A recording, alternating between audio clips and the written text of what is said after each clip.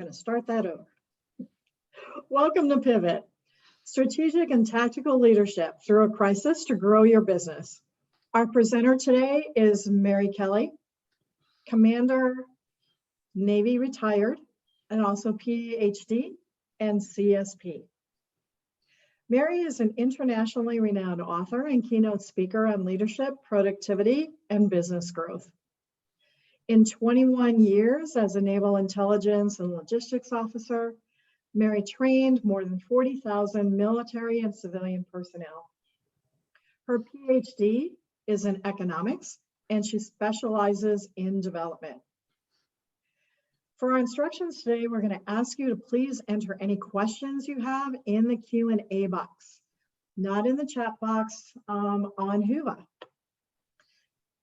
We will address those questions in turn, and Mary will stop periodically to take your questions as she moves through her presentation. Just as a reminder, course materials that she provided are for your personal use only. And now I'll turn it over to Mary. Hi, everybody. This is Mary Kelly, and I want to make sure that you can see the screen and see the chat.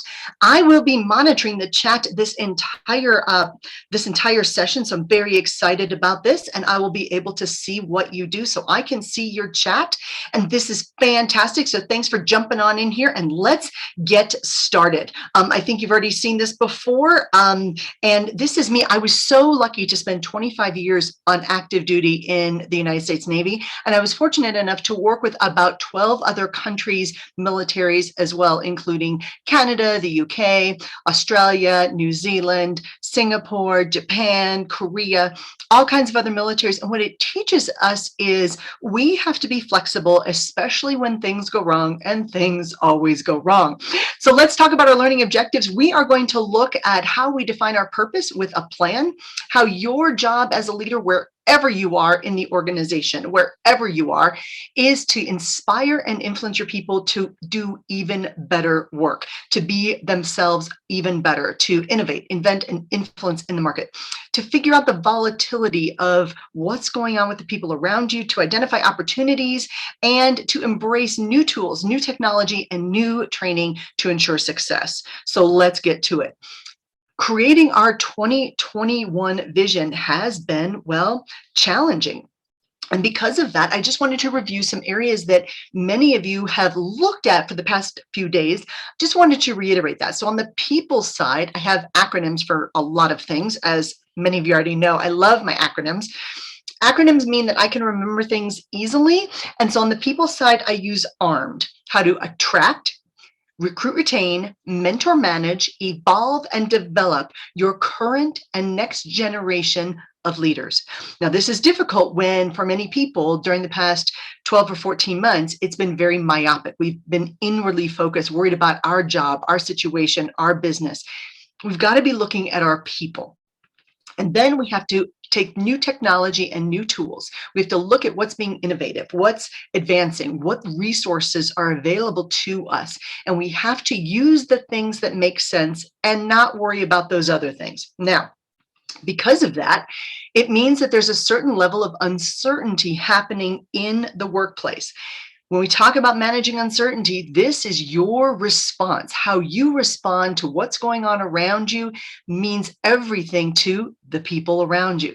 Many people for the last couple months were worried, are we in a recession? As a card-carrying, crystal ball-toting economist, I just need to tell you, no, we're not in a recession. Second quarter last year was bad, and then we bounced back from a 31% drop, a 33% drop, up 31% in third quarter. And then fourth quarter was up by 4%. And this quarter looks like it's going to be up a little bit as well. A recession is defined as 2 successive quarters of negative GDP growth. So what that means is, let's say you've got a 4% growth from fourth quarter. If it went down to 3% this quarter, and then it went down a little bit more next quarter, that would be recessionary issues. But we don't have to worry about that. So that's really good. So there's not really a concern about recessions. Are there risks involved with what's going on? Yes. There's a lot of risks going on. There's a lot of people worried about what things look like, where the markets are going. The market tumbled a little bit this morning. It makes people nervous. Risks are in every part of business. This is why when we think about resources, and again, I put that up in the tools and technology box, or circle, but our resources are land, labor, capital, human capital, and entrepreneurship. We're talking really about the risks of entrepreneurship and what that looks like. And then it's consumer confidence. Do your consumers feel good about making the buy from you? Now, lots of the speakers in the last few days have talked about sales strategies, and I've loved all of that. The issue, of course, is if they don't feel comfortable with the purchase they're making, they're not going to make the purpose. It's just as easy. They're not going to make the purchase. It's as easy as that. And then we also have to redefine what our customers want and need. Maybe things that worked for them a year ago, they need it in a little bit different form.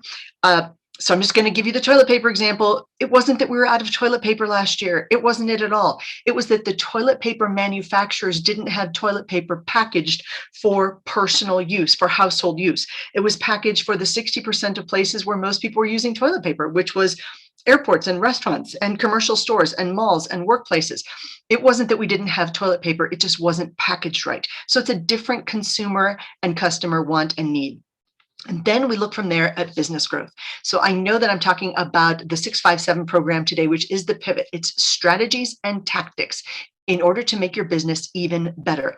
And a lot of that is business growth. We've got to make sure that we are strategizing, optimizing, defining opportunities, and differentiating our products and services in a way that works for our people. And in the middle of all of this, of course, this is your value, where people, technology and tools, the uncertainty management, and business growth come together. This is all where it comes together as the value you provide. So many of us are wondering, how are we affected by the crisis, change, or a challenge? I already talked about the recession. How do we lead and sell our way out of that? And that is the critical issue. How do we lead and sell our way out of this? So there's 6 stages of every crisis. There are 5 steps to pivot through the crisis. And then I'm going to give you 7 leadership reminders to lead out of the crisis. So it's not just the crisis that we're in. I know we're all sick to pieces of the virus crisis, but I want to encourage you to think about it in terms of any change, challenge, or crisis. And I saw this in the first Gulf War. I saw it in the second Gulf War. I saw it during 9/11.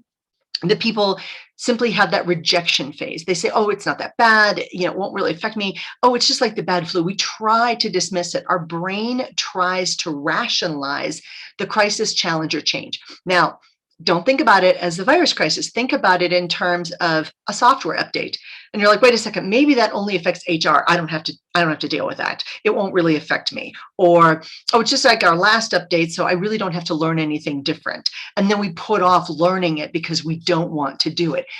We have a natural tendency to reject change. The habenula is that part of our brain that pushes back against change. The habenula says, no, no, no, no, no. See, what we've been doing this whole time, that's worked. It got us where we are in our career. It's kept us alive. It got me a house. So we don't really have to change. Let's not change. Change isn't going to help me. The good side of the habenula, though, is once we realize that there is, in fact, a change happening and we have to get on board with the change and realize it for what it is, we as humans adapt fairly quickly. And this is the recognition phase where we say, gosh, maybe last year we all thought, well, we're going to save money on commuting. We can work in sweatpants or yoga pants or short pants or no pants or whatever you want pants to be. I have to work from home. I get to work from home. That's a double-edged sword. For many people, they said, wow, this is great. I get to work from home. And that became, I have to work from home. I really miss the office, or I miss having just a quiet place to work every single day. And we complained that the office was noisy. I'll have more time with family. Sounds fantastic until, well, maybe we had a lot of time with family. They guesstimate that if you have been in a relationship for the past 12 months with another person, it is the equivalent for being in a relationship for 5 years, because that's the amount of time that you actually spend with that person over a normal period of time. The amount of time day to day in and out that you'd spend is closer to that 5-year point, because mostly in a normal year, we wouldn't be spending this much time together, which I'll have more time with family. Sounds great. Until you have more time with family, and that could be very stressful. So there's that. Then we get into the realization phase, and that is, okay, I need to step up my leadership, both at home and at work. My people need more reassurances from me. I get reassurances from airline CEOs. We're not friends. I don't know them, but apparently I had purchased enough plane tickets to where they felt they need to reach out to me this year and say, hey, guess what, Mary? We've cleaned our planes for you. To which I was kind of wondering, why weren't you cleaning them before all this was going on? And that was supposed to reassure me. But what it made me question was, well, how often were you cleaning them before? Because I'm normally on 20 flights a month. It's a lot. So that kind of made me a little bit worried, but they reached out and they're trying to provide reassurances for people. And I think that is critical. For some people, they said, you know what? I need better technology. I might need a better camera on my computer. I might need to get a better microphone. I might need better lighting in my office. I might need a different computer, one that works better at home. My kids might need a better computer. Maybe they can't just use my old iPad anymore for doing homework. Maybe they need a dedicated computer. Maybe we need better Wi-Fi. Maybe, got to step up the technology. And for many families, of course, their families needed more of your time. And all of a sudden you realized I've got to be a leader both at home and at work. And that means being the calm, reassuring presence. That's one of the leadership reminders for your family so that they are able to move through this in a way that works for them. Then for many people, we had to reconfigure our homes. Maybe we didn't have a home office, and maybe we had to reconfigure some part of the house as a workspace. And then that realization of, gosh, this isn't going to be over by Easter or Labor Day or the 4th of July or Halloween or Thanksgiving. And in fact, we're going to have to deal with this for as long as we're alive. So this is the realization phase. And people get they go, oh gosh, this is serious. We have to do something. Now, again, think about this as a software change. Okay, I'm going to have to deal with it. It's going to affect every part of what we do. I might as well learn it. Okay, that's when it really sinks in that this is the issue. And then we figure out what's going on. All right, so the dog is happier. Maybe we call in some reinforcements for homeschooling. Maybe we call in an auntie or an uncle or a grandmother or a grandfather or family friends, because Common Core math is not nearly as easy as it should be. And so we call in some reinforcements because this is part of the realization phase. And some of our office managers have taken on new roles, or some of our children have taken on new roles as office managers, whatever this looks like. And then we get into, okay, we've configured our workspace, we've got this, and this is the resolution phase. We are in this together. We can do this. Let's support each other. These are the first 4 stages of any crisis, challenge, or change. So think about a difficult time in your life, and then think about going through these 4 stages. And then when you get to that point where you look around and go, okay, we can support each other, these 4 stages apply. So for a prize, and please put this in the chat box, what stage do you think the majority of the people you work with are in right now? What stage are they in? And I'm going to give you the 4 stages as a reminder. There's the rejection phase, the recognition phase, the realization phase, and the resolution phase. Go ahead and put that in the chat box if you would. You're going to get a prize. You're going to get the brand new book. It's called the 5-Minute Leadership Guide. It just came out 2 weeks ago. I'm so excited about it because it goes with every single one of my programs. I'm going to share with you that the dog is going to pick winners throughout the day. I have my canine office managers here with me. They were going to work with me all the time anyway, and now they love it because my office space is very close to where they sleep at night anyway. So this is awesome. So the numbers are coming in, a lot of resolution, lots of stage 4, some realization. Very nice, very nice. Good. Keep them coming, please.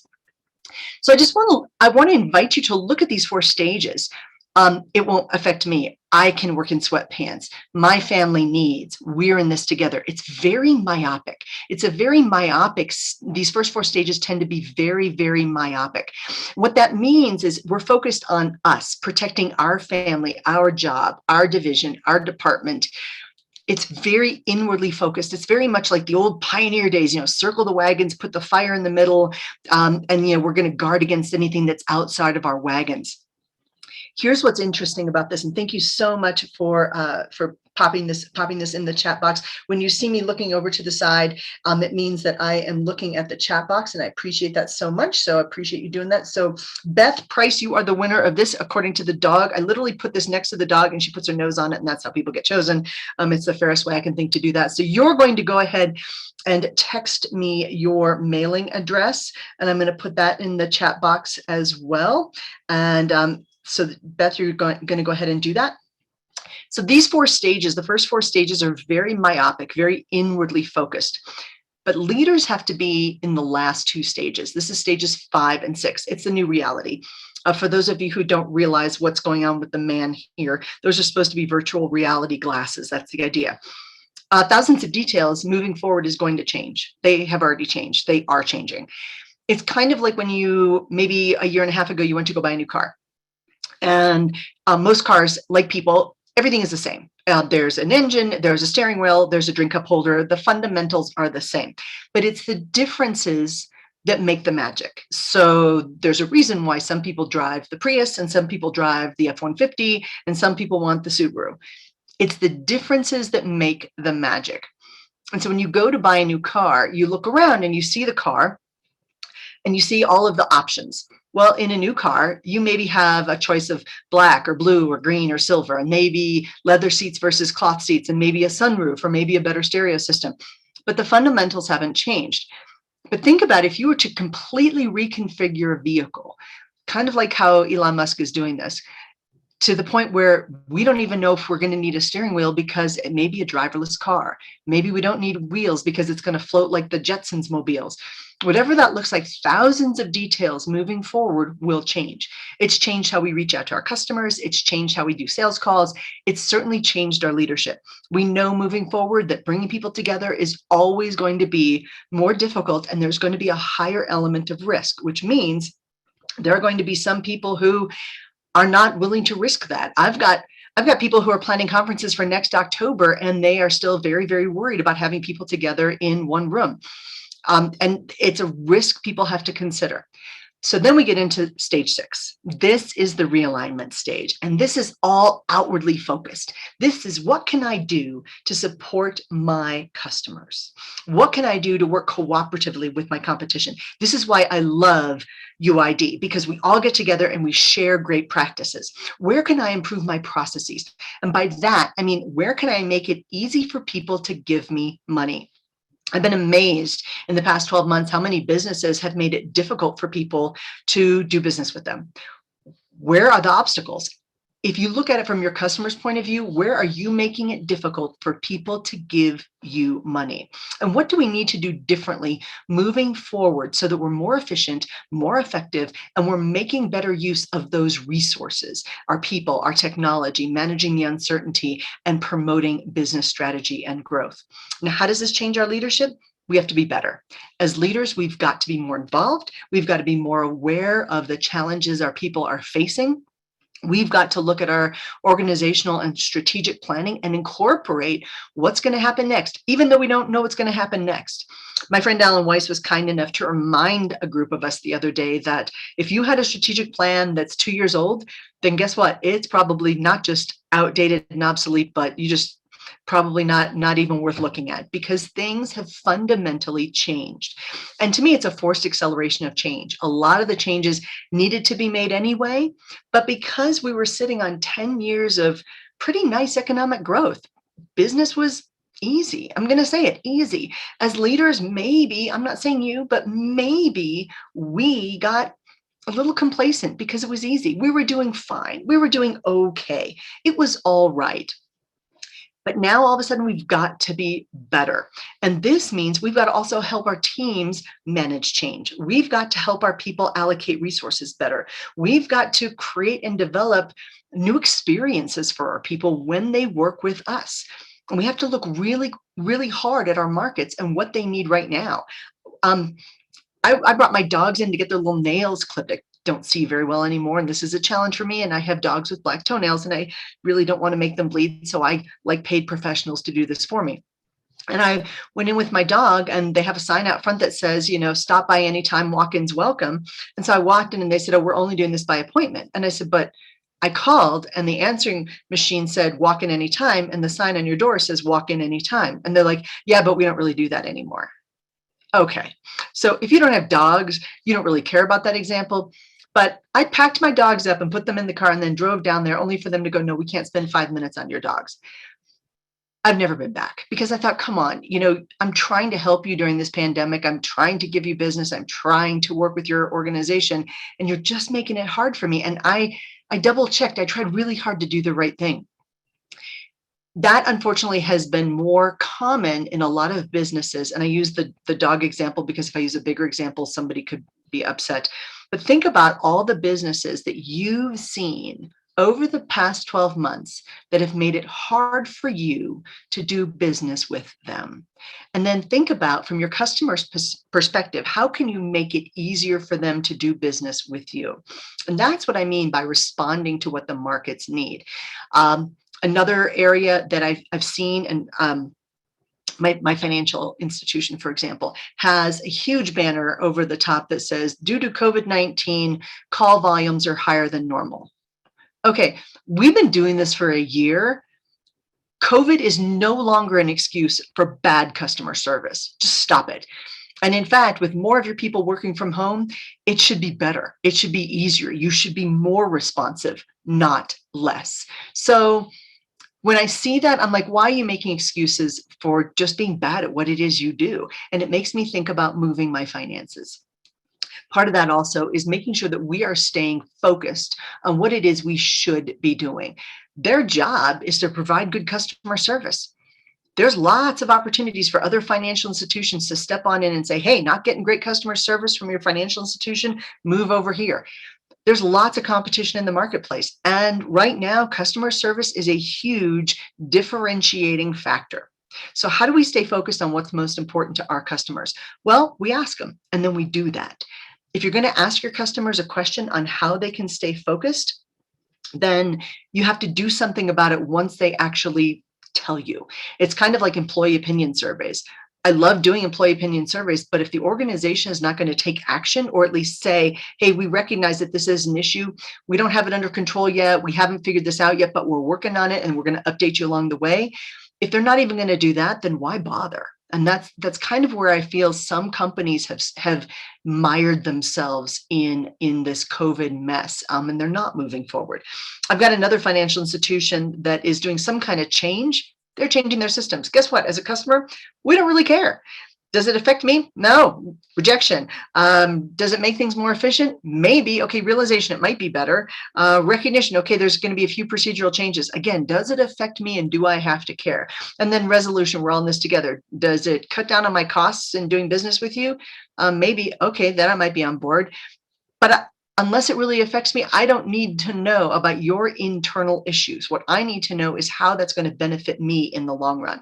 And then the big question, of course, is how do we position ourselves for the future? So in the chat box, if you would please, again, for another book, please make a note of one of the points in one of these questions. And if you and your organization were to tackle just this one thing, it would increase your ROI for the next 12 months. Please go ahead and put that into the chat box. Just one of these words like processes or leadership or customers or markets or whatever that works. If you want to go ahead and put that in the chat box, that would be fantastic.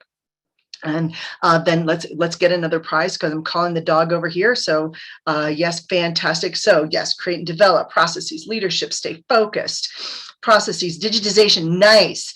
Staying focused, so hard to stay focused. I've got a YouTube video, 8 minutes on how to stay focused. If you can't find it, send me an email. I'll send it to you. Easy peasy. Comes with a 5-minute plan. Managing change. Yes, there's a J curve of change as well, which is why things get worse before they get better. And most people struggle with it. Processing communications, very nice. Allocating resources, beautiful. Teamwork. Yes, we've all got to be in this together and people need that buy-in. Okay, so the dog is doing her job. And thank you so much. Strategic planning for the future. Beautiful, Hillary.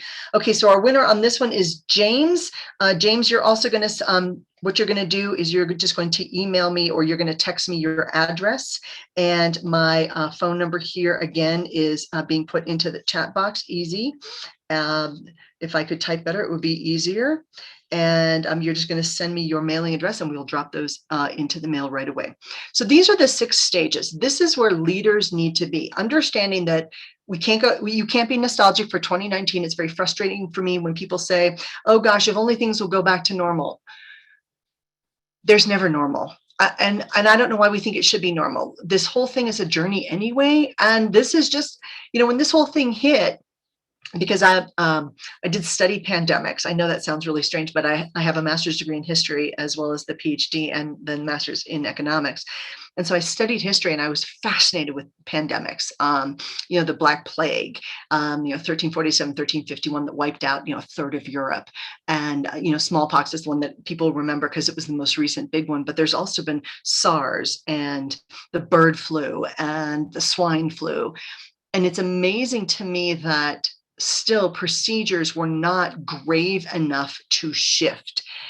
And that's why this situation is different, because it affected everyone. So congratulations and thank you for playing. So how do we improve our people's experiences?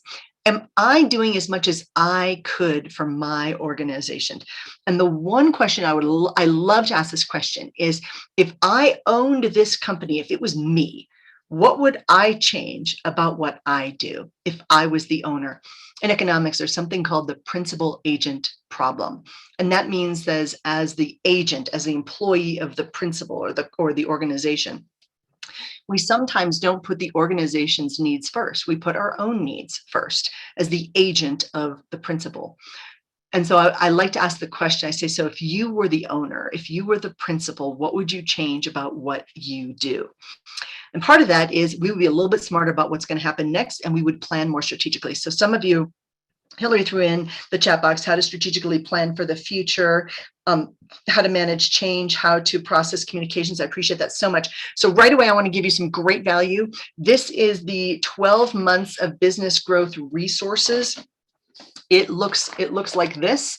It looks like what you've got there. Every month, there is a 3-page accountability and success guide for you.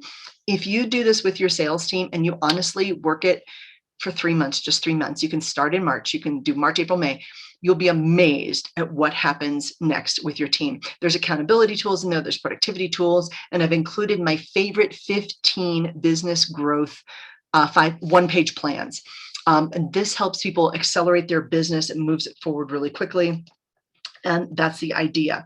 So what you're going to do to get this, of course, is you're going to text, and I'll put that in the chat box as well, as I continue to talk about what else is in this little vault.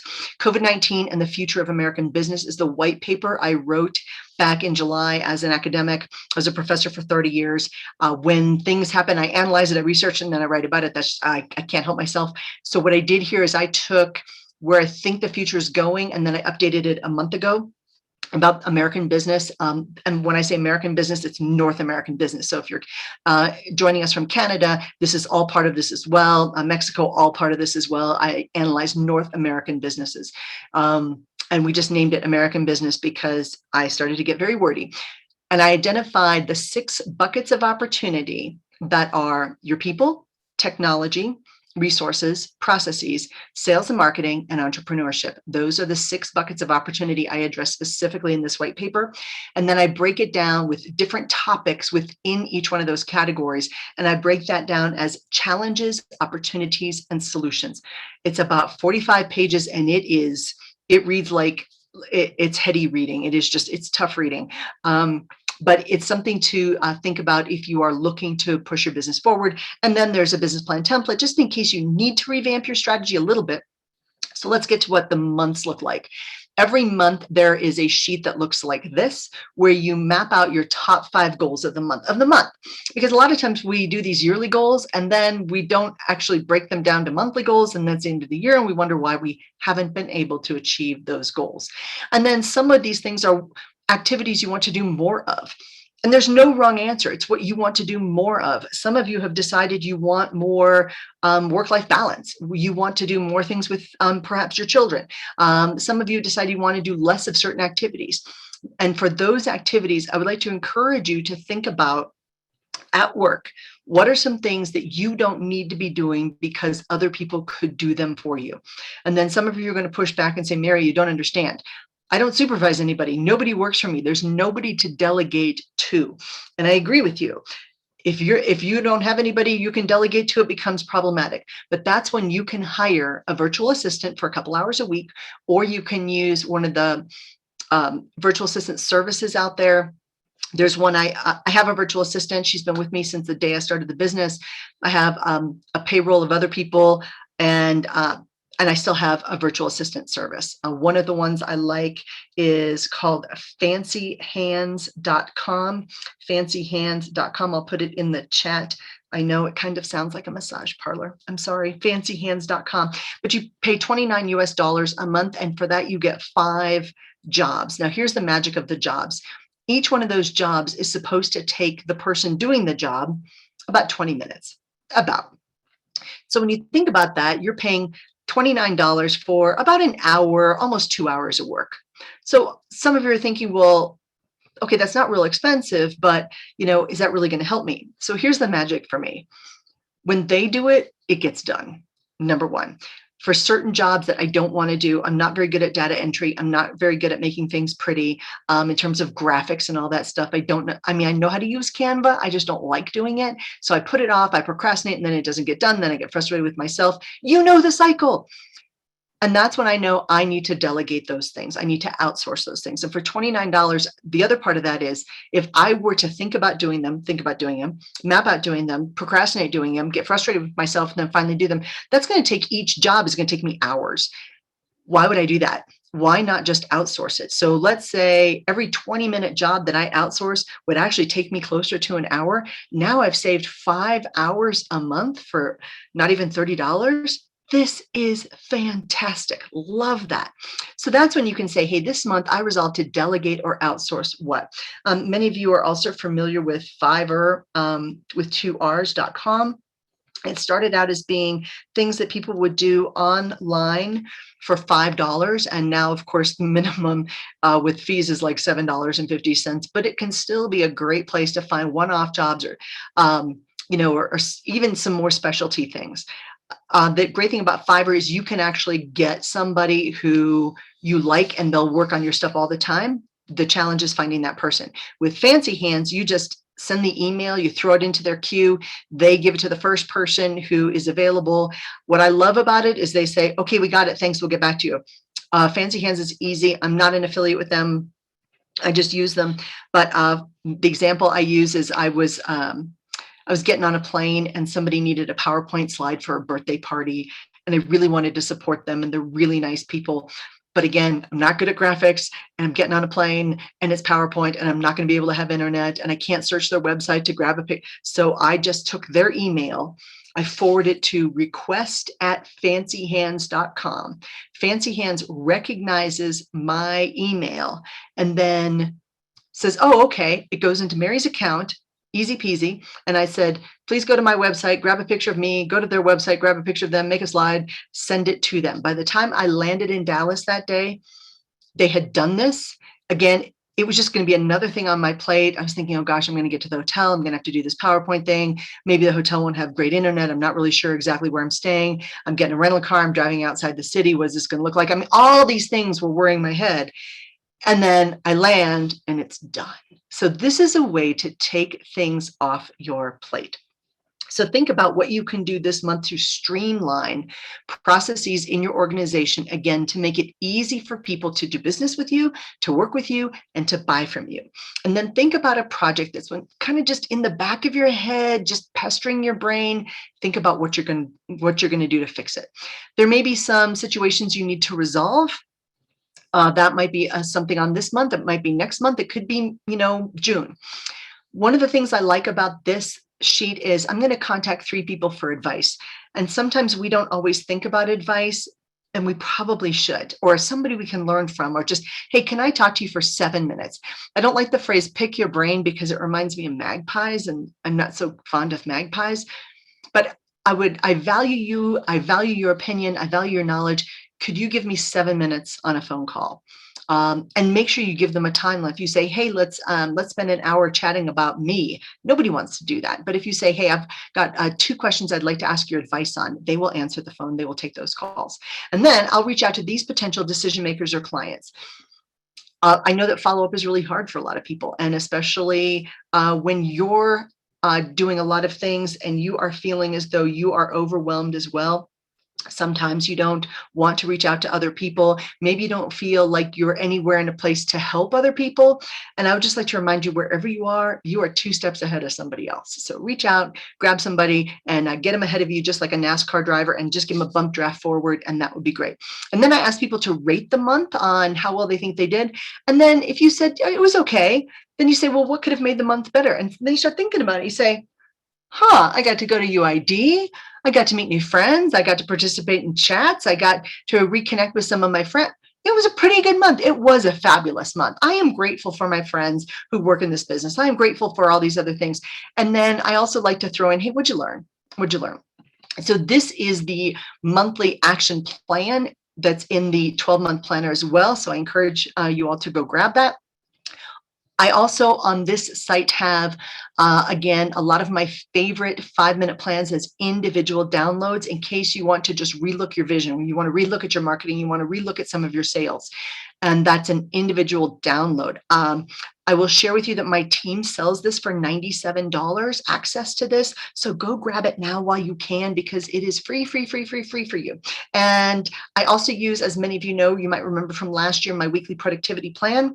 The magic here is the time in minutes. If something is going to happen and when you kind of don't want to do it, you've been procrastinating, all of a sudden you look at it and go, okay, wait a second. It's going to take me 12 minutes to do that.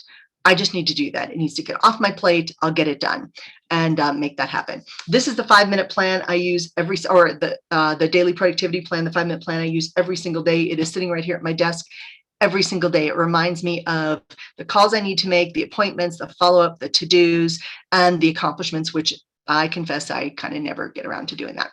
The 5-minute plan of the day plan looks very much like a Navy style plan of the day plan. Some of you who were maybe in the Navy or the Army or even the Air Force might remember something that looks like this. And then people are always surprised. They're like, you start your day at 6 a.m.? Yes. And you work till 8? Yes, but you don't have to. You don't have to. It just might be a helpful thing for you. So again, text the word dog, singular, one dog, not more than one dog to 66866 and grab those. I like to provide the value in the beginning because some of you may be heading into other situations and you want to do that. Okay, great. So fantastic. Beautiful. Okay, so text that word dog. So the pivot part of this that I want to get into, and thank you so much for the folks that have sent me information. The pivot is, and I know we're sick of that term, except I use it as an acronym, so I need you not to be sick of the term. And it's easy to remember. It's pivot. It's purpose, inspiration, influence, volatility, opportunity, training tools, tactics, techniques, all of those things. So this is what I use for pivot. We need to pivot. Let's get to it. So the first part of the pivot is the P. We need to help our people and the people around us reinvigorate themselves to know their purpose. The purpose part is really important. The purpose means you have an idea when you get up every morning that you make a difference. This is important. My niece, where this book came from, the one that I'm giving away because I'm excited about it.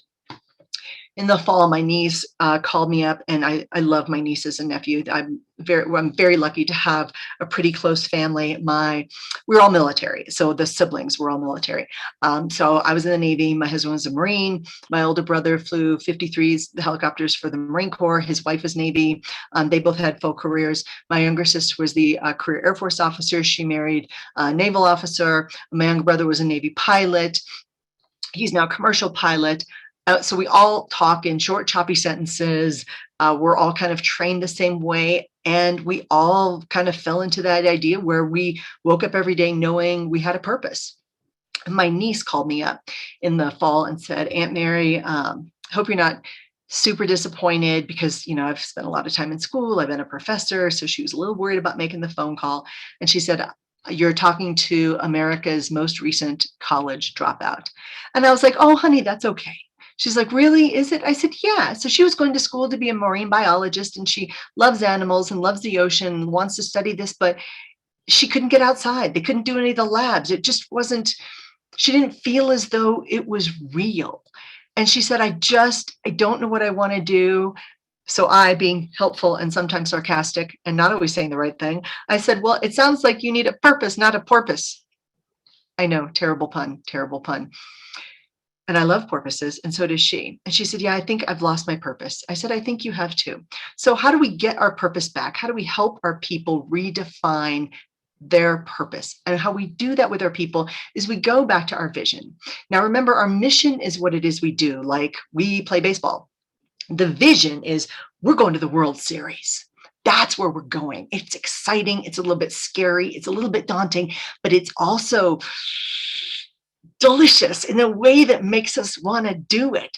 So think about who we serve now and what we actually do, and then think about that really big picture moving into the future. You know, who are we going to serve in 5 years, in 10 years, in 20 years? What other major changes are we going to see in our industries? Because again, good enough was good enough for a long time. And then all of a sudden it's not. So now we've got to be better. So how do these changes affect what it is we do and who we serve? And I ask people all the time, you know, what legacy do you want to leave when people think about you in this business?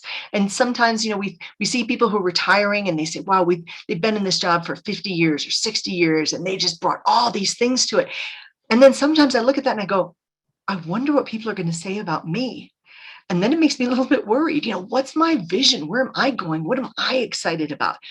And if there were no constraints, if I could just think big, where would I go? What would I do? What would be fantastic? And this is the 5-minute vision plan. That gets other people excited about where they're going as well. And so with my niece, that was kind of where the book came from, because I took a business plan and I tipped it on its head.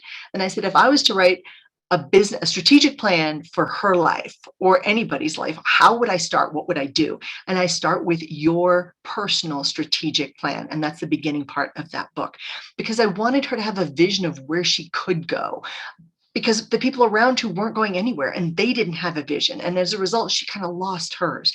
And I think a lot of people have fallen into that, where they've had to redefine their vision and they're not sure about their purpose. So once we have that vision and the mission articulated, then we can move into the action steps. Action steps are great. Action steps are giving us a step forward. Action steps are what we need to do in order to take that step forward. Action is good. Action trumps fear. Action means we've got control and we know what to do next. Now, as many of you know, we've got a lot of veterans who leave the military and they feel lost. They just feel as though they're not part of something bigger than themselves anymore. And I think that's a little bit on, obviously it's on them to figure out what it is they want to do next, but also finding a purpose that's bigger than themselves. And this tends to be a challenge for a lot of people. So by the way, if you were military, go ahead and throw that in the chat box for me. If you were in any branches of the military, and of course the Coast Guard and the National Guard, any branches, go ahead and throw that in there. If you were Army, Navy, Air Force, Marine, any of that, that would be fantastic. It would be wonderful to see you there. That'd be wonderful. All right. So the I, of course, in Pivot is influence, how we influence and inspire others. And I don't care who you are, when you show up, you can make a difference. How many of us have ever been to the grocery store and the person putting the groceries just absolutely made our day because they were so happy and so upbeat and so helpful and so kind? They made our whole day. It doesn't matter where we are in an organization, we can inspire and influence other people in a way that works. As leaders, we also have to remember that when we show up, if we are not at our best, other people are going to take their cues from us, and that bad attitude can rub off on us on them as well when we're not having a great day. So that influence and inspiration, that's the I in Pivot. The V is the volatility. And when I talk about the volatility, some people say, well, how do I tell if other people are volatile, or, you know, what am I talking about? Well, the situation is, if your people, let's say you've got two different people and they've got exactly the same circumstances, their volatility levels may be completely different.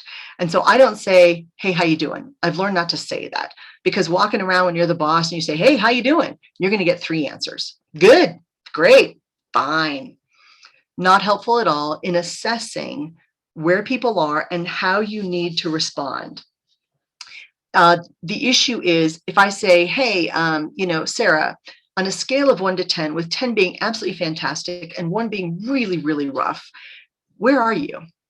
She might say, oh, I'm good. I'm a 6. Okay, so Sarah, what can get you up to a 10? Well, I'm having trouble. The software's not working, and this is really frustrating to me, or I can't get hold of my clients, or fill in the blank. Okay, good. But let's say you just say, hey, how you doing? She goes, good. Now you don't really know what's going on in her life. In another situation, maybe you say, again, 2 different people, same situations. You say, a scale of 1 to 10, how you doing? And one person goes, you know what? I am a 9.5.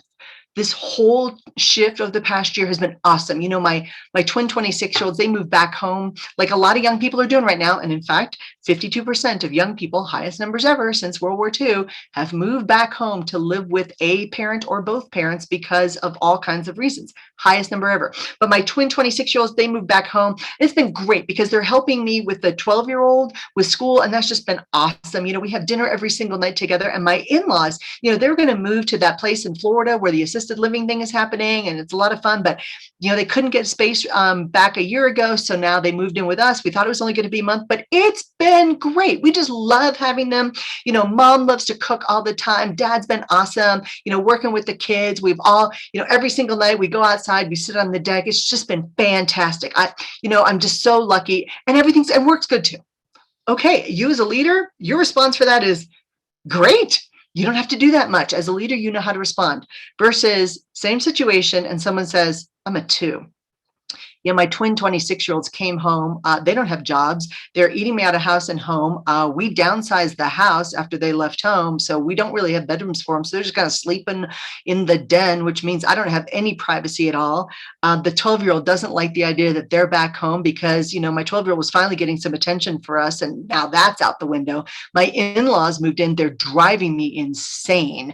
I wish they would do something besides just hang around the house all day. I get no privacy. I am stressed out. We're all supposed to be having dinner every night. I've got work to do. I am short on time.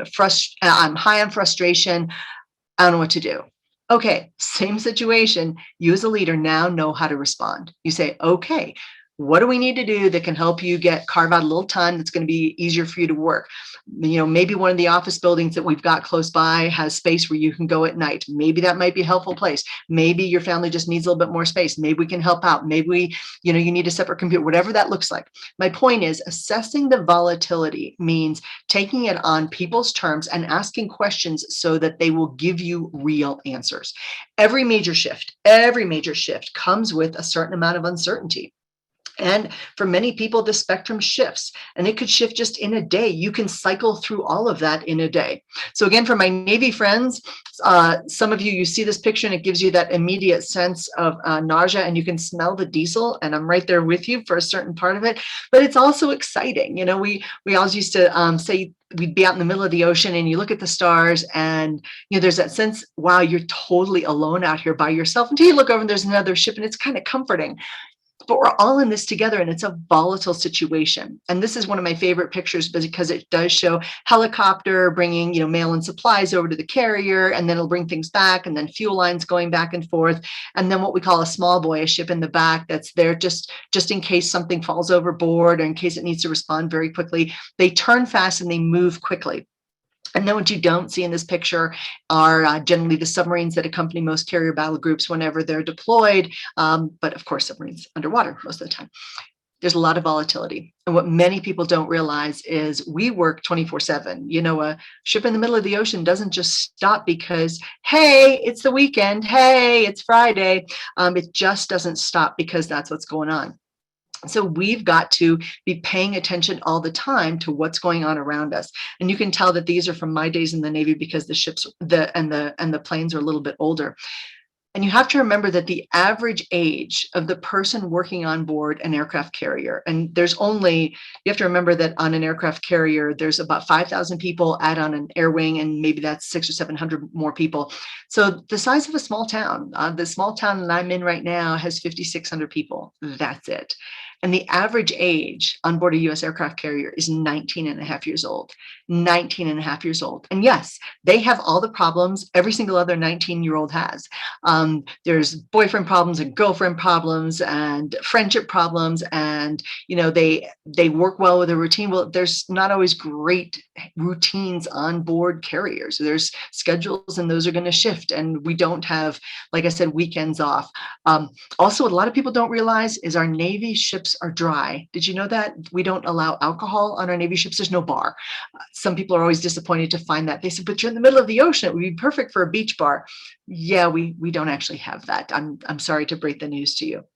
And so we know that when we work in a high stress, fast moving, a highly volatile situation, we've got to be constantly assessing people for the volatility that is around them. And we have to understand that we are all part of one team.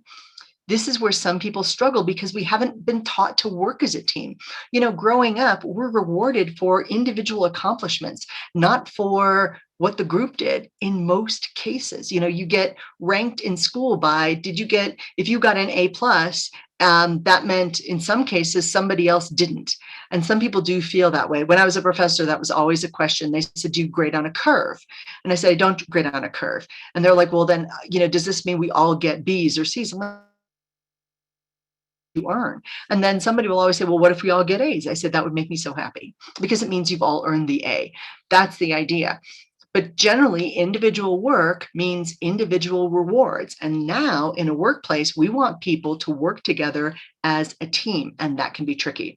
This is an actual picture taken from the Naval Academy, where we have to work together as parts of a team to be better as the whole. And I am out here in Colorado, where I don't know if you saw in the news, or some of you might be out in my area, that we just got a bunch of snow. And by a bunch of snow, in 30 hours, we got about 16 inches at my house. And then we got another 6 more over the next day. That's a lot of snow. And I was thinking about that. I was like, oh, the snowflakes are so pretty by themselves as they kind of drift onto the ground. And one snowflake doesn't really do much. But you put a whole bunch of those snowflakes together and all of a sudden you've got drifts and you've got serious snow. People are kind of the same way. By ourselves, we might be great, but if you put us together and we are better together, then we can accomplish more. And I know that sounds really trite.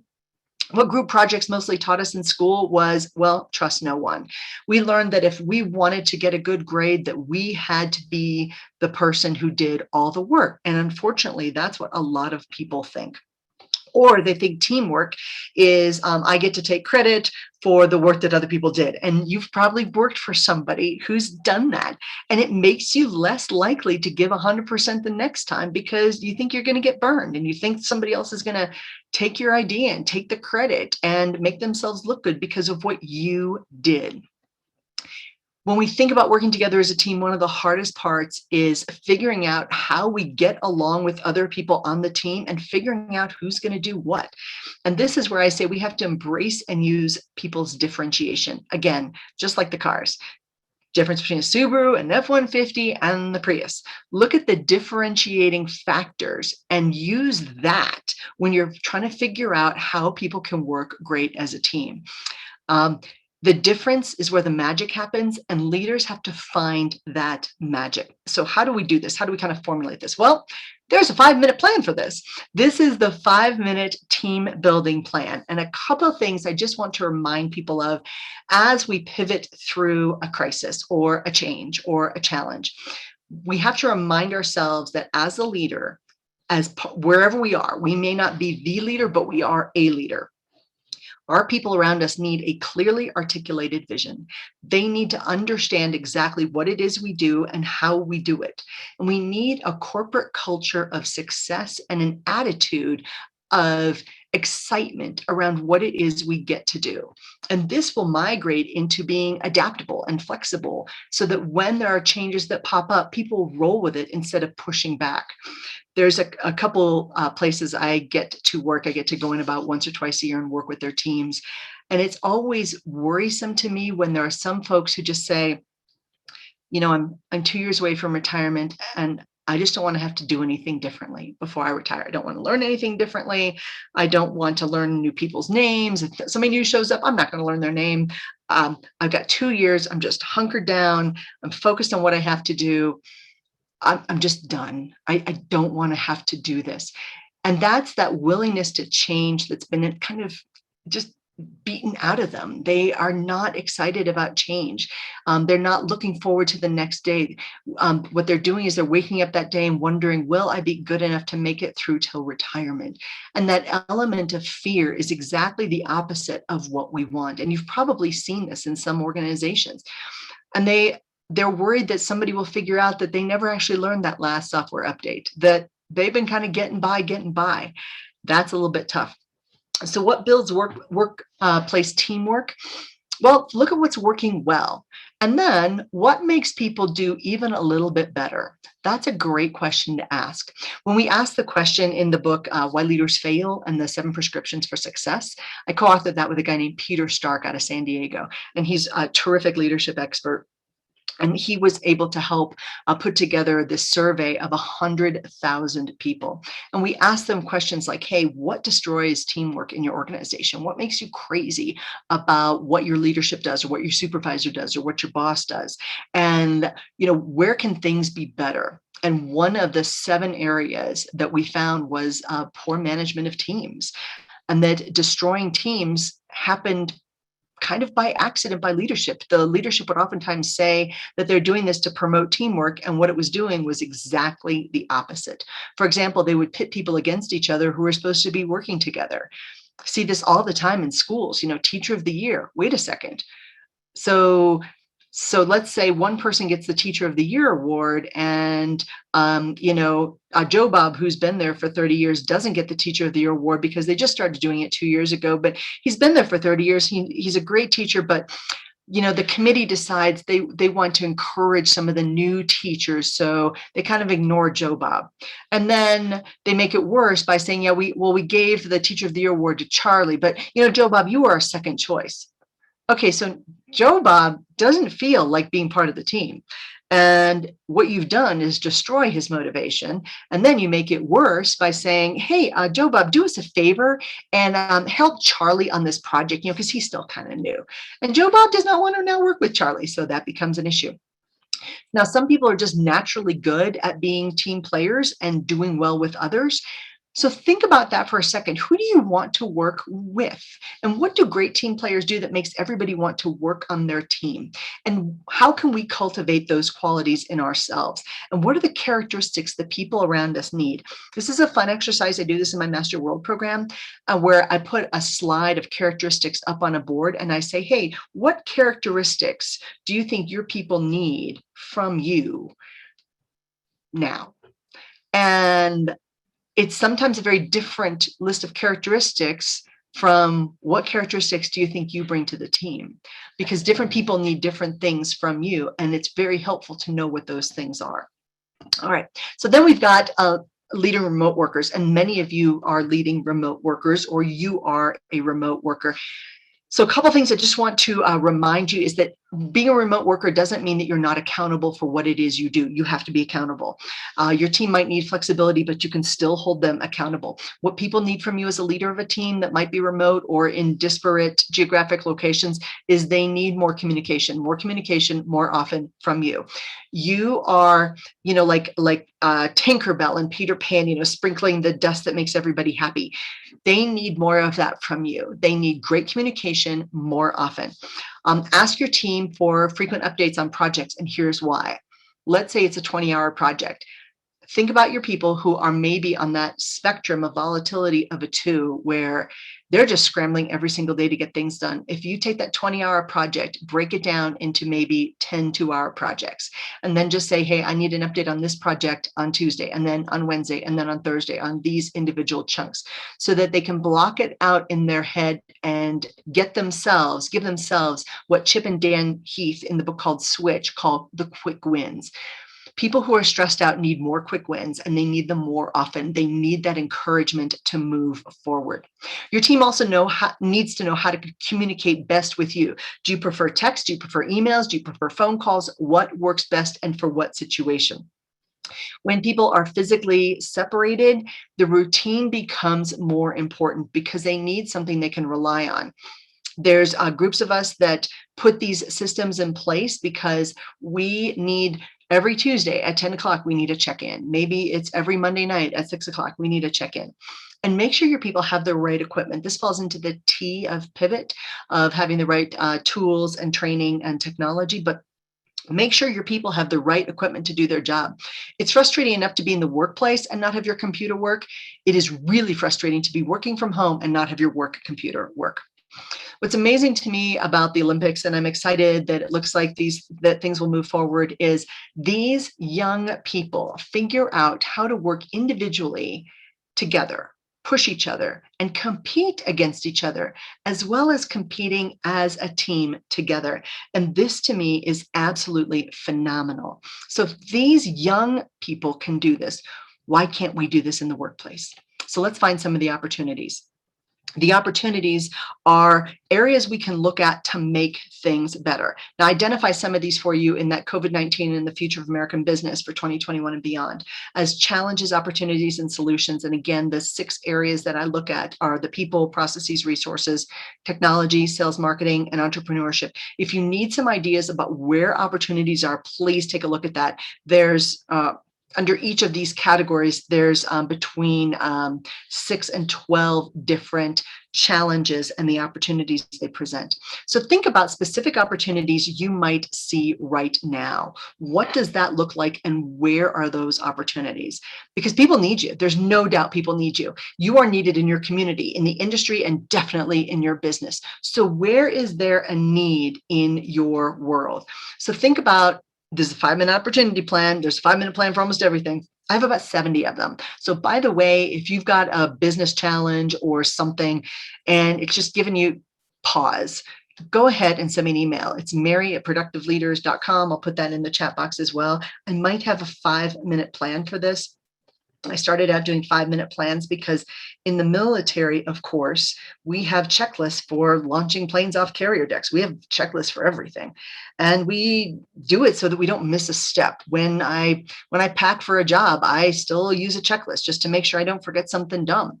Make sure I've got the right cords, make sure I've got even though it's natural and normal, every single time a pilot flies a plane, they walk around the plane and they check things, and there's a checklist and there's a reason for that. So I use checklists for things. What if I never had that good idea again? I've got about 70 of them. It started with a business plan and then the vision plan, and then it just kind of grew into a thing.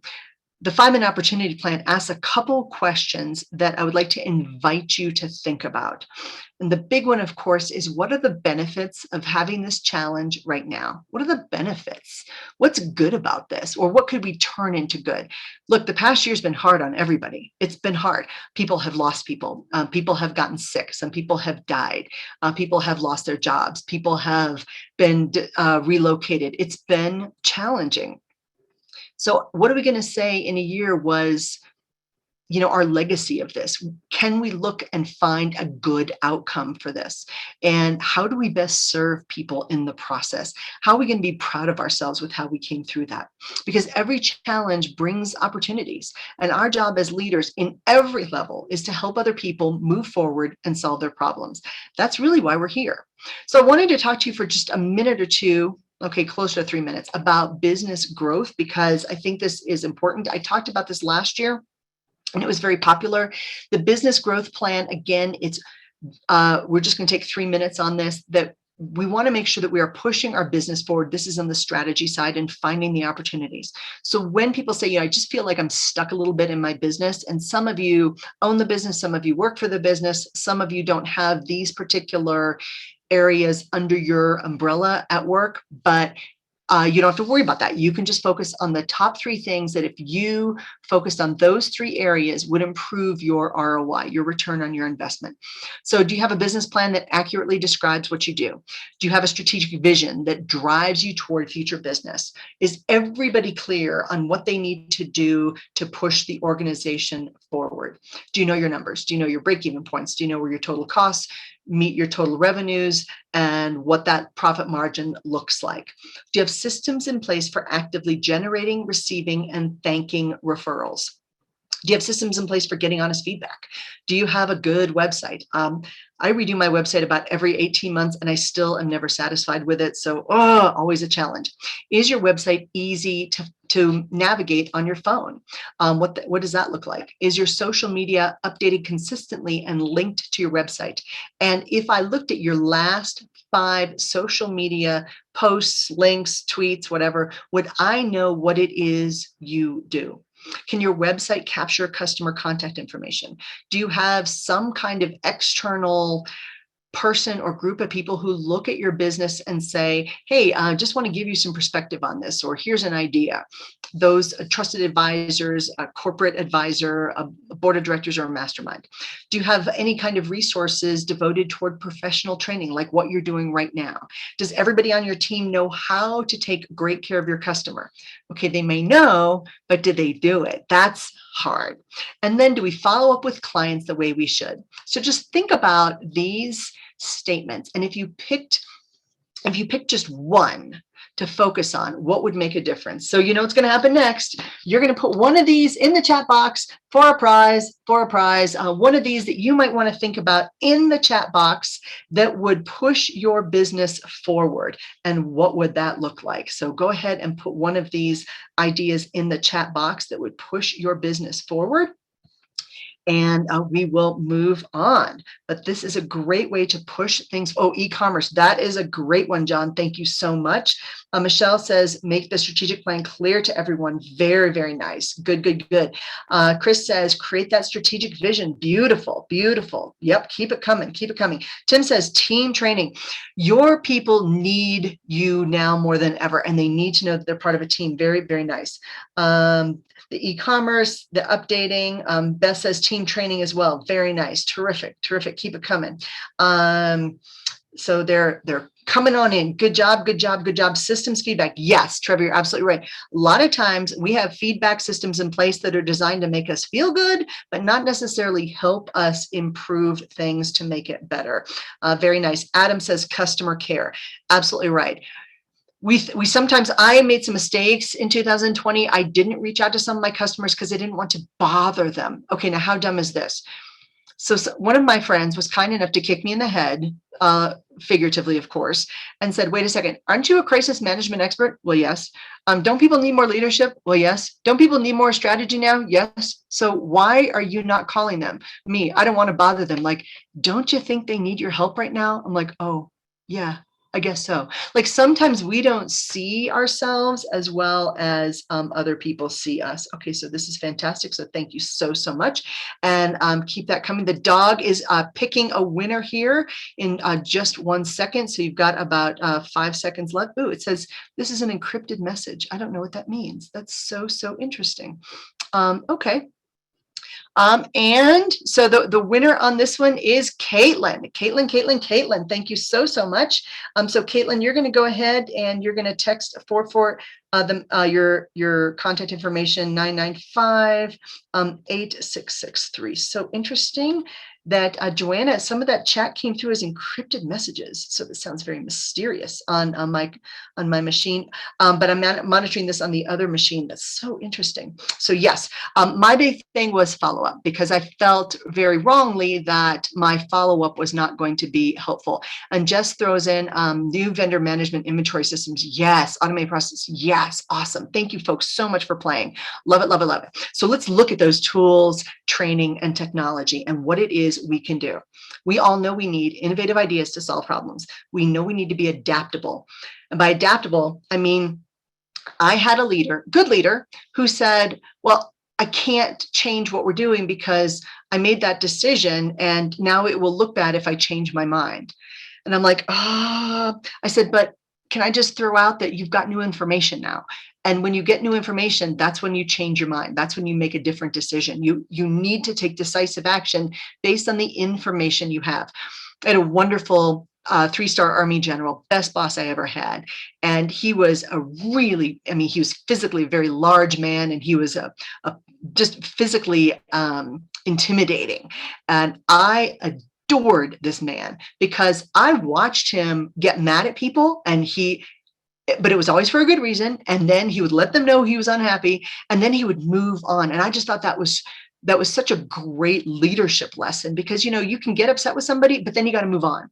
And when he talked about decisive action, his team, a very well-meaning group of people, would sometimes overcomplicate what he needed. So he would say, I need somebody to tell me about this. So that would get translated, okay, so somebody needs to find the expert and then do this. And then that would wind up being 3 weeks later, he would get this binder of information. He's like, no, I just wanted one paragraph of information. So once he realized that people were taking what he said and creating it into something more, he said, no, he said, I want somebody in my office in the next 20 minutes who can give me an update now. And they're like, well, we don't have, General, we don't have perfect information right now. And he said, you know what, in the battlefield, we're never going to have perfect information. We have to make decisions based on the information we have right now. And that's it. That's all you can do. And I thought that was really smart. And he looked at his team, he said, if we all wait until we have perfect information, we'll be paralyzed into inactivity. And that really stuck with me, because as leaders, we've got to be creatively problem solving and helping people move forward. And what if we're wrong? And some people are really worried about being wrong. They're worried that it's going to create problems for their people or cost money or whatever. As leaders, we've got to be okay with sometimes being wrong. And if we're wrong, we have to continue to get information and sometimes change our mind. Leadership is all these things. And we've got to make sure that we are giving our people what it is they need in order to be successful. And that could be tools, training, technology, whatever that is. So how do you find out? You ask them, hey, what would make your job easier? Or where do you think you'd like to learn something more about this project or this product we manufacture, or what it is we sell? Or would you like to try something new? Have the conversation with your people about what it is would make them even better at what it is they do. Then many of our people are wondering, what's going to happen next? And are our people taking great care of our customers? And how long is this stressful situation going to go on? Well, for many people, we know that working from home for a lot of people is going to continue for a long, long period of time. Okay, so that's fine. How long? Well, maybe forever. Before all this happened, less than 3% of the American workforce was working from home. And they tended to be 49 years old, college educated, making over $70,000 a year, and working for a company with over 100 employees. It wasn't what a lot of people were thinking, and that was it's a bunch of part-timers living in somebody's basement. It wasn't that at all. These are professionals, and this is what that looks like. And now we're seeing more and more professionals work at home.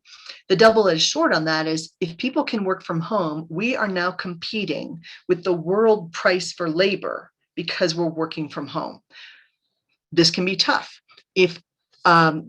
So when Jack Dorsey came out and said of his Twitter employees, you can all work from home if you want to moving forward. Well, that also means that if they can work from home, they don't need to be living in Manhattan anymore. They can be living instead of Manhattan, New York, they can be living in Manhattan, Kansas, which is a lovely place to live too. So then all of a sudden you wonder, well, do we have to pay Manhattan, New York salaries for work from home when they can live anywhere they want? And all of a sudden, this becomes a whole different other part of business. So remote work is here to stay, and it's going to continue. So we have to think really big thoughts. And we have to look toward the needs and the products that our customers are going to need in the future. So how do we make their lives easier? Let's think about making our customers' lives just a little bit better by what it is we do. And then from there, we can craft the plans needed to move forward. Now, we know that we are still in a place where there's a lot of talent out there that we can hire. We're still just a little bit above 6% for unemployment, which means we've got great talent available to us that frankly was not available a year ago. So for my non-US friends, I apologize for this. I'm just looking, I just had good US numbers that I wanted to share for real estate. When we think about paying people for where they live, the real estate does factor in, and real estate continues to be a hot market in terms of prices. Now think also about our unemployment and where it's trended in just the last 6 months. It's gotten more competitive, but still nowhere near where it was a year ago at right above 3%. So again, now is a really good time to look at your leadership bench, at your talent pool, and figure out, do I have the right people in place moving forward? Now, as leaders, we have to look at how we can lead and sell through a crisis, through a change, through any challenge. And this is nonstop. Everything in business is about change. Everything in life is about change. We all know that. So how do we then lead in the way that works for people? And that is, we have to help them take the right action. So I wanted to just give you a couple leadership reminders about what what we might need to think about moving forward. So what do we do next? What actions do we need to take, and what do our people need from us? And these are critical questions I think that we need to ask. So first, in any type of situation that is a change. So again, let's just think about a change. Maybe we're going to relocate our office from Manhattan, New York to Manhattan, Kansas. So let's acknowledge some of those issues that go into that. Acknowledge what that looks like, and make sure and make sure everybody understands the true nature of what's happening and what it looks like. We need to know as much as possible. Like my general, let's figure out what's actually going on, knowing that we're not always going to know every single detail, and that's okay. And then ask some what if questions and get some real factual answers. Get facts. Many times we base decisions on anecdotes, or somebody said this because it was their personal experience. We all know, we've dealt with enough customers, that the customer is not always right. Sometimes the customer is just wrong. And if that's the case, we need to not have that knee-jerk reaction that revamps something that costs a bunch of money for no reason. I'm working with an organization that has a call center that receives 250,000 calls a month. So that's a lot. And somebody on the team in leadership heard from an anonymous source that they called and they didn't get their question answered. So that prompted an entire board discussion, an entire board meeting about the effectiveness of the call center. And then the CEO was charged by the board on finding out why calls were dropped at the call center and what that was going to look like and how we were going to fix that. Okay, so the CEO calls me and says, I don't know where to start. I said, you start by pushing back against the board because this is a stupid idea. He says, what do you mean? I said, first off, it's a call center. You don't know what they're calling about, where they're calling from, or what's going on in their life, and they're not going to tell you anyway. So trying to go track down a bunch of lost calls is just dumb. It is a complete distraction, a complete waste of your time. Why don't you focus instead on providing great customer service to the people who stand the line? He's like, well, they're worried about the drop calls. I said, okay. I said, let's take the standard person who's calling into you. They're busy. Maybe they're driving the kids to school and they're trying to make a phone call at the same time, but something happens in the backseat and they have to hang up the call. Or maybe they're multitasking, or maybe their mom calls and their mom is more important than the call they're making to you. Or I said, I can give you 1,001 scenarios why people hang up on call centers. And none of them are going to help you figure out how you can move forward in a profitable way. So don't get distracted over little things. Figure out the possible courses of action and the potential outcomes so that everybody understands what's going on. And of course, there's a 5-minute plan for a crisis as well. So what's the worst case scenario? What's the best case scenario? Figure out a plan for both of those. The answer is probably going to be somewhere in the middle. But once you consider what's the worst case, what's the worst possible situation that could happen, and then you figure out a way to deal with that, you go, oh, okay, I got this. And then you look at the best case and go, oh, that would be okay. And now you know you're prepared for both situations. So that's good. Number 3, calmly figure out your strategy with your team. Calm is contagious. Now, we teach that to the special operations folks all the time. It's critical for people in crisis situations to react calmly. It doesn't mean they're non-emotional. It means you can have an emotional response, but not right now. We need to have your calm strategy, your calm presence, your calm leadership means that other people will be calm too. There's nothing worse than working for somebody, and I've worked for him, who would just explode over the littlest things. His head would spin around 16 times. And you kind of felt like, gosh, if this is how you react with little things, when we have a big problem, I'm not going to be the person to tell you, because you just can't be trusted with these things. So when you've got a situation happening, and it could be, the delivery went to the wrong place, or maybe you lost one of your buyers, ask for input, map out what you need to do, look at the policies, and then look at who else has maybe been through the situation, and then figure out if you've maybe already got a plan for this, and then move forward. Number 4, keep everybody informed. Over communicate and then communicate some more. One of the biggest complaints we found when surveying 100,000 people was, guess what? People didn't feel as though they got great information from their leadership and their team. And they were frankly frustrated because they weren't getting good information in a timely manner. And so some of my leaders said, but I don't have complete information, so I don't want to tell people wrong. We're never going to have complete information. So we have to give people the best information we have as soon as we have it so that they don't guess. Uncertainty means well, first off, if there's uncertainty, it's not productive, but they also think, well, gosh, you knew something and you didn't tell me, so you don't trust me, or you knew something and didn't want to tell me, so you're a bad boss, or if you didn't know anything, you should have known something. Either way, it's a loss. So over communicate. Number 5, implement your crisis communication action plan as soon as things kick into gear. Anytime you realize that your people are stressed out or there's something going on, communicate, and communicate some more. I know it seems really basic, but use everything you got. Use social media, use press releases, use emails, use phone calls. Your people should find out from you if something's going wrong or if something's going right. There's a company in America that is famous for having a press release that says they're going to lay off 20,000 people, and their people don't find out until they show up to work the next day, which means they don't sleep the night before. A lot of times their direct supervisors don't have any idea who's being fired and who's being kept. It's just a terrible situation, and it does not help people work well. So number 6, be specific, stick to the facts, be honest and be timely. And what that does is it helps people build confidence in you because you're the one who controls your message. You're the one who people will listen to.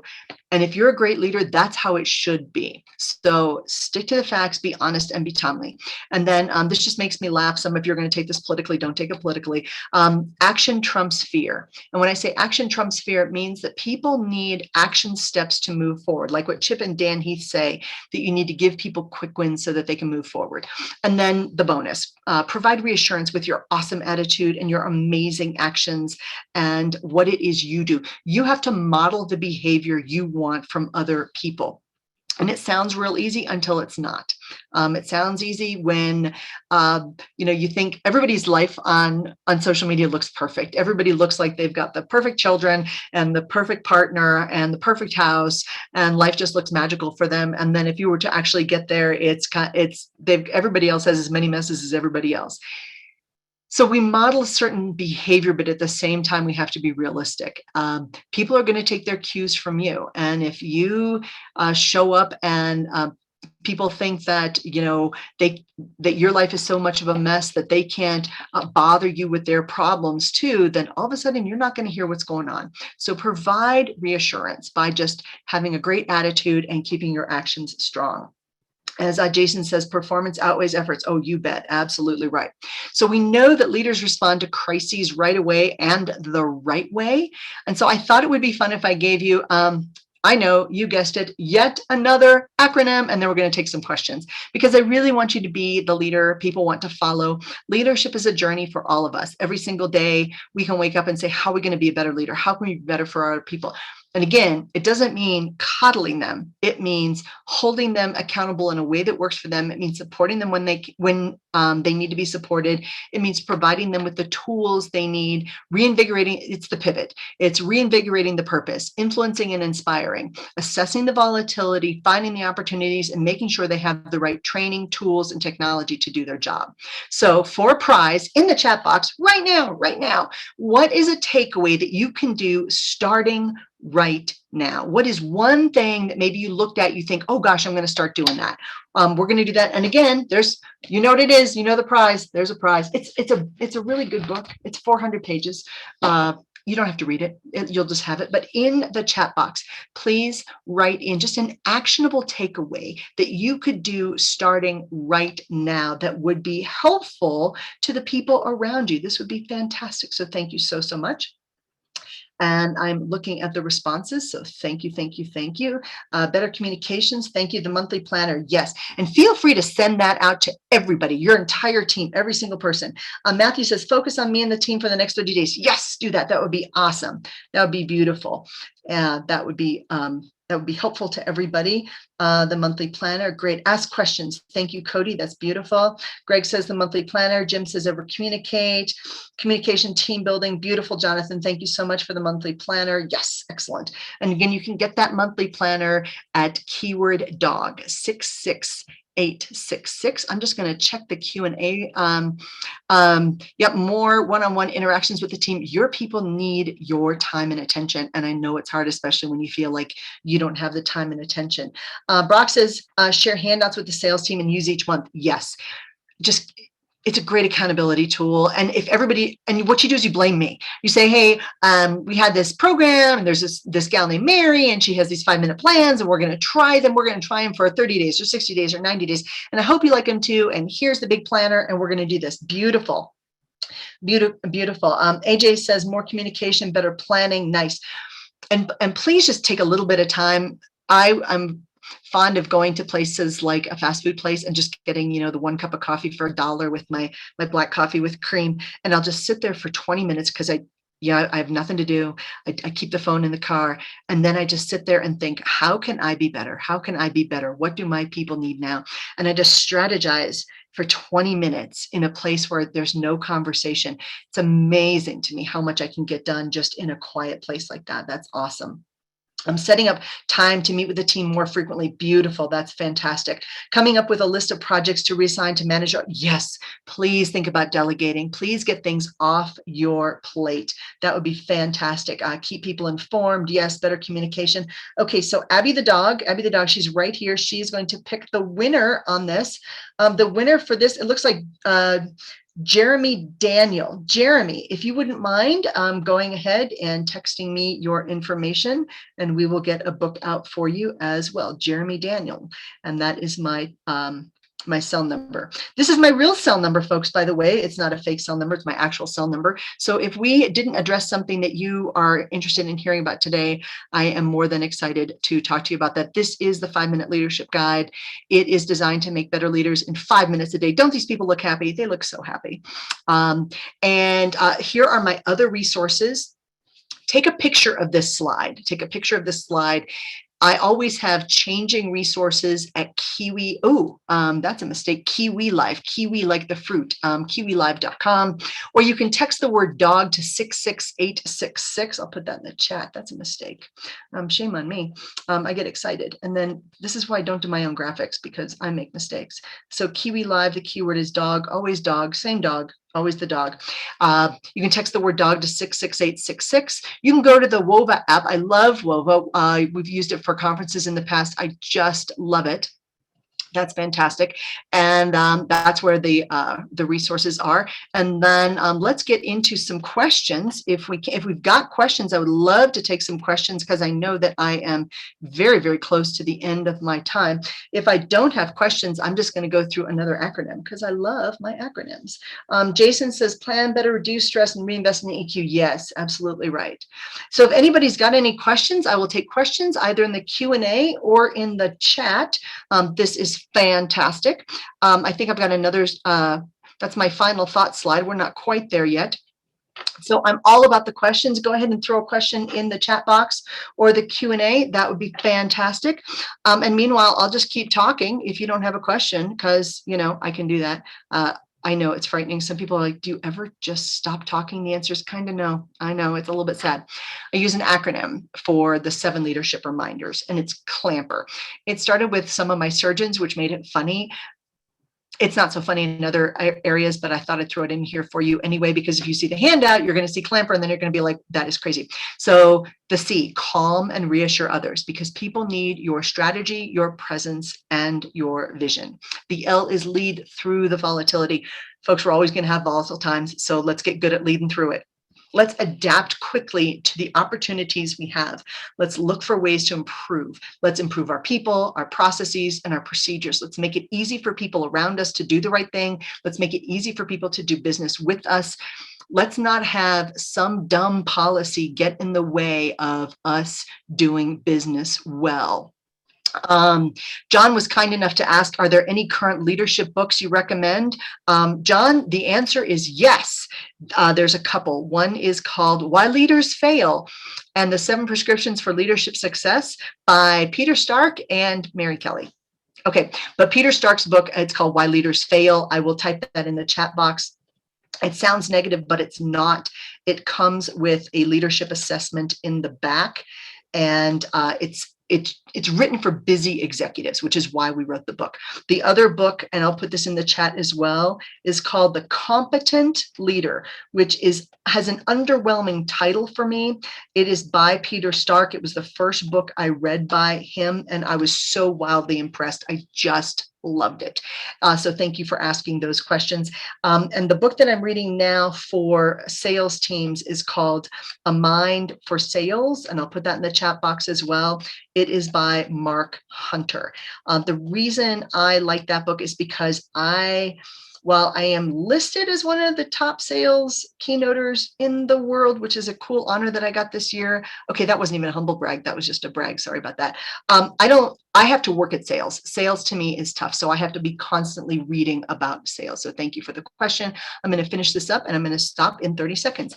So the M is to manage the uncertainty. The P is to promote collaborationship. The E is encourage the bounce, encourage people to be resilient. And that means take risks and be okay with that, especially when it doesn't go well, and then respond right to changing information. So folks, with that, my time is over. I thank you so much for being here. I am going to stop sharing and our session is over. We are heading into a panel and I'm super excited about the panel as well. So thank you all so much for being here today. Joanna, thank you so much for moderating. And with that, I'm going to turn it back to you, Joanna. Great. Thank you very much, Mary. We always appreciate your presentations. This is your second year at UID. So again, happy to have you as a member of our faculty and look forward to seeing you in person next year. As Mary said, I can't wait. This concludes our session. We hope to see you all in the panel that'll start in 10 minutes. Thank you. Thank you, folks. See you in the panel. Bye.